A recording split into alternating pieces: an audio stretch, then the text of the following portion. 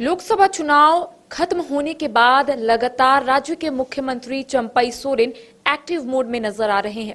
सभी विभागों का समीक्षा भी कर रहे हैं और ये जानने और समझने की कोशिश कर रहे हैं कि आखिर किस विभाग में अब तक कितने कार्य हुए हैं।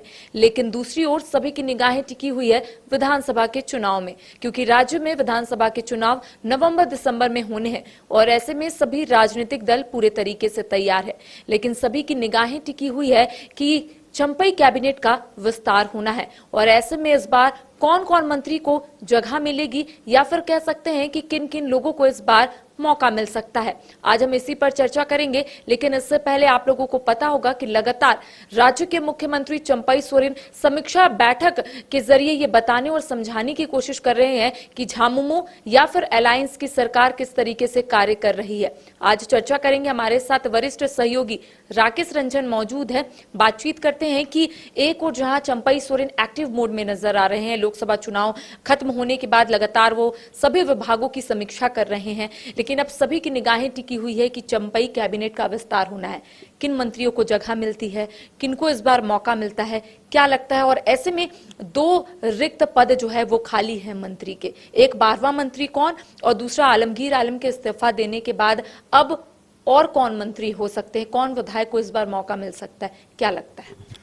देखिए, अगर ऐसे चुनाव से पहले आप जाती तो लगता है कि अब जो चंपई कैबिनेट है उसका एक्सपेंशन नहीं होगा, क्योंकि उस वक्त आलमगीर आलम जो है वो मंत्री थे और एक रिक्त स्थान 12वें मंत्री का झारखंड में अक्सर रहा है।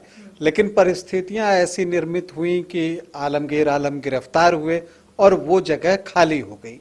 अब इसके बाद ये एक बड़ी चुनौती है कांग्रेस और गठबंधन सरकार के लिए कि उस एक जगह के लिए किसे जो है वो पद दिया जाए। तो एक अनवांटेड स्थिति ऐसी आ गई है, चूंकि देखिए चुनाव का वक्त है, आप किसी एक को ही मंत्री बना सकते हैं आलमगीर आलम की जगह, और दावेदार कई हैं और कई जेन्युइन दावेदार हैं जिनकी की दावेदारी मजबूत दिखती है।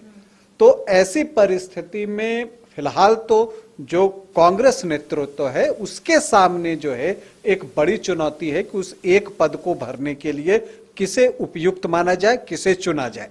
अगर आप इस तरह से देखें तो लगता है कि आलमगीर आलम हटे तो जो एक स्वाभाविक दावेदारी बनती है कि चूंकि एक अल्पसंख्यक मंत्री कम हो रहे हैं तो उनकी जगह को एक अल्पसंख्यक ही भरे।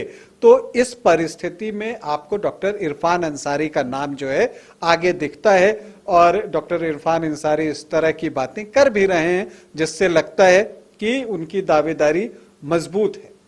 लेकिन अगर आप लोकसभा चुनाव को देखें तो एक चीज ये भी दिखता है कि जो रिजर्व सीटें थी, एसटी रिजर्व सीटें, वहां तो महागठबंधन को जीत मिली, इंडिया गठबंधन को जीत मिली, लेकिन जो सामान्य सीटें थी वहां पर उन्हें करारी शिकस्त का सामना करना पड़ा। अब बीजेपी ने जो लोकसभा चुनाव में स्ट्रैटेजी बनाई थी उसने ओबीसी पर ज्यादा आपको विश्वास जताया और टिकट भी उन्हें ज्यादा दिए।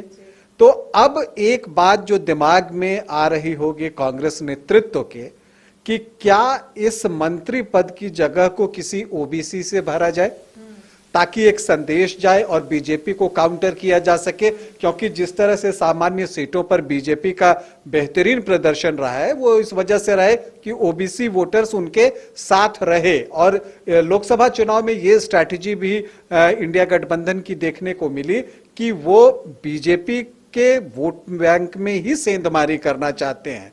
तो उस लिहाज से देखें तो अगर नेतृत्व ये सोचता है कि अल्पसंख्यक वोटर तो हमारे साथ ही है, वो जाएगा कहां, तो वो तो हमारे साथ ही रहेगा।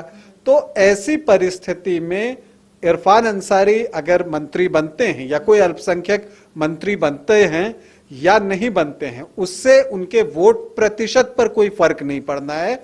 वो वोट प्रतिशत तो कांग्रेस के साथ ही रहेगा, गठबंधन के साथ ही रहेगा। तो यही वो एक चीज है जो कि उन्हें टेम्प्ट कर सकती है कि वो किसी दूसरी दिशा में सोचें। अगर कांग्रेस के लिए चीजें इतनी आसान होती तो शायद एक दो दिनों के अंदर ही विधायक दल के नेता भी चुने जाते या फिर मंत्री भी चुने जाते, लेकिन कहीं ना कहीं कांग्रेस जो है चीजों को पहले देख रही है, मंथन कर रही है कि आखिर आने वाले समय में कैसे कांग्रेस को फायदा मिल सकता है विधानसभा चुनाव में।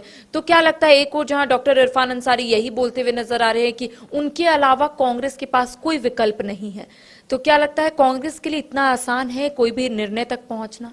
देखिए, अब मैंने कहा ना कि बहुत सारे समीकरण हैं और ये आसान फैसला नहीं है। मंत्री पद एक है, लेकिन दो पद बंटने हैं।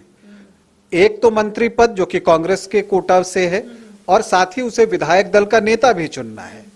तो ये हो सकता है कि किसी ओबीसी को विधायक दल का नेता बना दिया जाए, तो ऐसे में बन्ना गुप्ता का नाम सामने आ सकता है कि वो विधायक दल का नेता बन जाए। प्रदीप यादव का तो नाम सामने आ रहा है कि अभी वो उपनेता है, लेकिन उनको भी प्रमोशन चाहिए, उन्हें भी विधायक दल का नेता बनना है। तो क्या प्रदीप यादव पर दाव लगा सकती है कांग्रेस?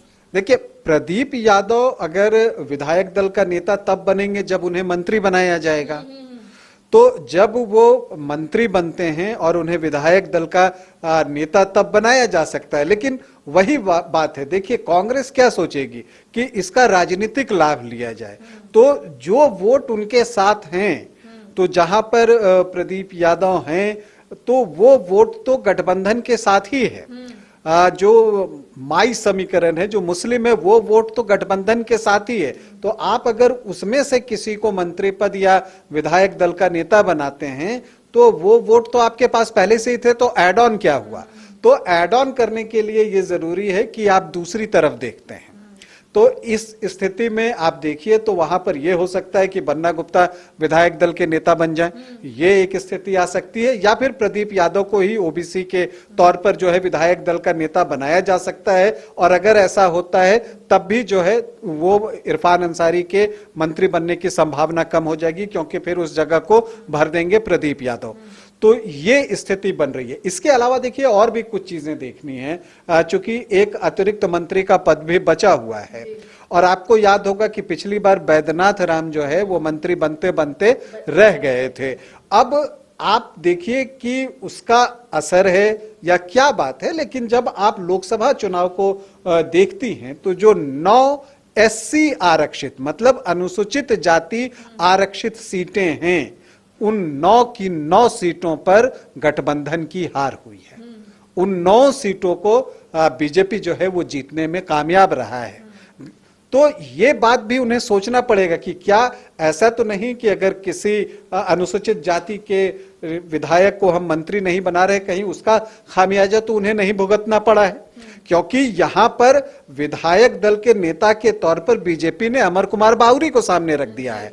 तो ऐसी परिस्थिति में जो शेड्यूल कास्ट के वोट हैं वो बीजेपी के तरफ जो है वो जाते हुए दिख रहे हैं। तो एक टेम्पटेशन ये हो सकता है कि जो एक मंत्री पद है वो किसी अनुसूचित जाति के व्यक्ति को दिया जाए।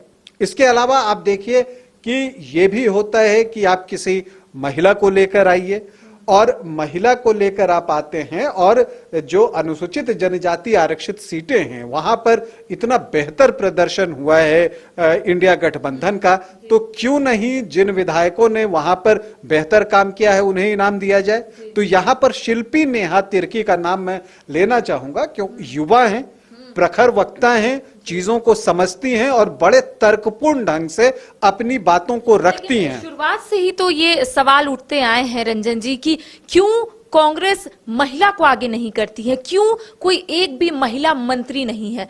हर बार सवाल उठे, तो क्या कांग्रेस इस दिशा में भी कुछ पहल करने का सोच रही है? या इसीलिए मैंने कहा कि एक ऑप्शन वहां पर शिल्पी नेहा तिर्की बनती हैं, क्योंकि वो आप देखिए कि हर तरह से योग्य दिखती हैं, युवा हैं, हर विषय की उनकी जानकारी अच्छी है, और आप कई बार उनसे बातचीत करके देख चुकी हैं, वो बातों को बड़े तर्कपूर्ण ढंग से रखती हैं। अब देखिए, जब वो खुद अपना चुनाव लड़ रही थी तब मुझे लगता है कि 23-24 हजार की उनकी जीत थी, लेकिन जब इस लोकसभा की बात हुई तो उनके क्षेत्र से ऑलमोस्ट 50 हजार की लीड उन्होंने जो है कांग्रेस को दिलाई है। तो अगर कोई विधायक आपके लिए बेहतर काम कर रहा है तो उसका इनाम तो उसे मिलना चाहिए ना। तो ऐसी परिस्थिति में शिल्पी नेहा तिर्की का दावा भी मुझे मजबूत दिखता लेकिन है। इस बीच हम दीपिका पांडे सिंह को कैसे भूल सकते हैं। दीपिका पांडे सिंह ने सैक्रिफाइस किया था, सूची में नाम आने के बाद उनका नाम जो है वापस लिया जाता है, तो ऐसे में दीपिका पांडे सिंह को भी तो लेकर शायद कांग्रेस कुछ करने का सोच रही होंगी, क्योंकि कांग्रेस की ओर से ये कहा जा रहा था कि आज नहीं तो कल कुछ ऐसा किया जाएगा कांग्रेस की ओर से जिससे दीपिका पांडे सिंह भी खुश हो जाएंगी। तो क्या लगता है दीपिका पांडे सिंह को भी लेकर मंथन किया जा रहा होगा क्या? देखिए, जब हम बात करते हैं तो उन्होंने जो त्याग किया है तो उसका इनाम वो भी चाहेंगी कि उन्हें मिले, और निश्चित तौर पर जब जिस तरह से उनका टिकट वापस लिया गया था नाम घोषित होने के बाद, और बावजूद इसके जब वो ये बात कहती हैं कि ऐसे कई टिकट जो है वो राहुल गांधी के कहने पर मैं छोड़ सकती हूं, तो ये एक बड़ी बात है कि पार्टी के लिए इतना डेडिकेशन। तो ऐसी परिस्थिति में मुझे लगता है कि वो भी इनाम की हकदार हैं। तो इसलिए मैंने कहा कि जगह एक है लेकिन दावेदार कई हैं, और सबके अपने अपने दावे हैं और सब जो है वो स्ट्रांग दावेदार हैं। तो ऐसी परिस्थिति में कांग्रेस के लिए काम जो है वो आसान नहीं है, क्योंकि, और इसलिए मैं इसको कहता हूं कि कांग्रेस के लिए ये अनवांटेड सिचुएशन आ गया है, क्योंकि चुनाव के बिल्कुल सामने इस तरह की परिस्थिति में आप बना तो किसी एक को सकते हैं, और अगर आप किसी एक को बनाते हैं तो ऐसी परिस्थिति में क्या हो सकता है कि दूसरा आपसे नाराज हो सकता है, और दूसरा सिर्फ व्यक्ति तक नाराज हो तो चलता है, कहीं उससे जुड़ा जो समाज है उसमें ये नाराजगी बढ़ती है तो फिर मुश्किल जो है वो विधानसभा चुनाव में हो सकता है, क्योंकि विधानसभा चुनाव भी आसान नहीं होने जाना। इस लोकसभा चुनाव को अगर आप देखिए तो 50 सीटों पर जो है वो बीजेपी आजसू गठबंधन को लीड है, और 29 सीटों पर ही जो है वो इंडिया गठबंधन की लीड है। अब ऐसे इसे देखने का तरीका होता है, हम कहते हैं कि इंडिया गठबंधन ने राज्य में बेहतर प्रदर्शन किया, लेकिन ये हम कहते हैं 2019 के लोकसभा चुनाव को देखकर। उसके 6 महीने बाद जब विधानसभा का चुनाव हुआ था तो 47 सीटें जो हैं वो इंडिया गठबंधन के पास आई थी। अब आप उस लिहाज से देखिए तो 9 सीटें तो इंडिया गठबंधन के पास होनी चाहिए थी। तो चीजों को देखने का तरीका है, इस तरह से आप देखिए तो उनकी हार भी हुई है, और यही वजह है कि कांग्रेस अब उस पर समीक्षा कर रही है, क्योंकि कांग्रेस का स्ट्राइक रेट आप देखिए, 7 सीटें कांग्रेस को दी गई थी और उसमें से 2 सीटें जीतने में कांग्रेस कामयाब रही है। तो अगर आप एक परीक्षा देते हैं तो उसमें भी जो पासिंग मार्क्स होते हैं वो 33% के आसपास, तो उससे भी कम है मार्क्स। तो इसीलिए मैं कहता हूं कि कांग्रेस के लिए भी जो है ये चिंतन और मंथन का समय है, और इसलिए उस एक मंत्री पद को देने के लिए भी उन्हें इतना समय लग रहा है। तो इसके पीछे वजह भी यही है, क्योंकि वो राजनीतिक नफा नुकसान जो है वो सभी चीजें समझने की कोशिश कर रहे हैं, और जब वो एक बार समझ लेंगे तब जो है वो अपना फैसला बताएंगे, और इसलिए लगता है कि उस मंत्री पद के लिए हमें इंतजार करना होगा। तो देखिए, लगातार सभी के मन में सिर्फ यही सवाल उठ रहे हैं कि कांग्रेस की ओर से क्या फैसले लिए जाएंगे। फिलहाल जो दृश्य देखने को मिल रहा है उसके अनुसार यही कहा जा रहा है कि एक अनार 100 बीमार। सभी लोग अपना दावा पेश कर रहे हैं। कांग्रेस के जितने भी विधायक हैं उनका कहना है कि इस बार उन्हें मौका मिलना चाहिए। अब चंपई कैबिनेट का विस्तार होने वाला है, सभी की निगाहें टिकी हुई है कि कांग्रेस की ओर से क्या कुछ फैसले जो है वो लिए जाएंगे। लेकिन कह सकते हैं कि आने वाले समय में अगर कांग्रेस की ओर से फैसले लिए जाते हैं और विधायकों को पसंद नहीं आएगा तो एक बार फिर से वही दृश्य दोहराया जाएगा। आपको याद होगा कि जब चंपई कैबिनेट का विस्तार हो रहा था उस वक्त भी कांग्रेस के कई विधायक नाराज चल रहे थे और सीधा वो दिल्ली पहुंच गए थे। तो इस बार कांग्रेस की ओर से ये कोशिश की जाएगी कि सभी विधायकों का राय ले और उनसे पूछे कि आखिर वो क्या चाहते हैं, और उसके बाद चीजें जो है वो पब्लिक डोमेन में कांग्रेस लाने की कोशिश करेगी। फिलहाल मुझे दे इजाजत, नमस्कार। कमाल करते हो जी, बच्चे घूमने की इतनी जिद कर रहे हैं और तुम हो कि तुम्हें फुर्सत ही नहीं मिल रही। अब इतनी गर्मी में जाए तो जाए कहाँ?